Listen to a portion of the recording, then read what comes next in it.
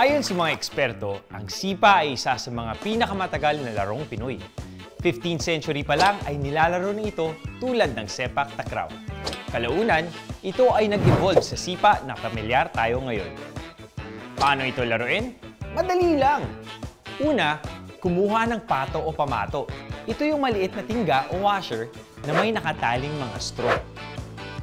Pangalawa, maaari itong laruin ng dalawa o higit pang players na maglalaban. Pangatlo, kailangan sipain pa itaas ang pamato gamit lang ang inyong paa.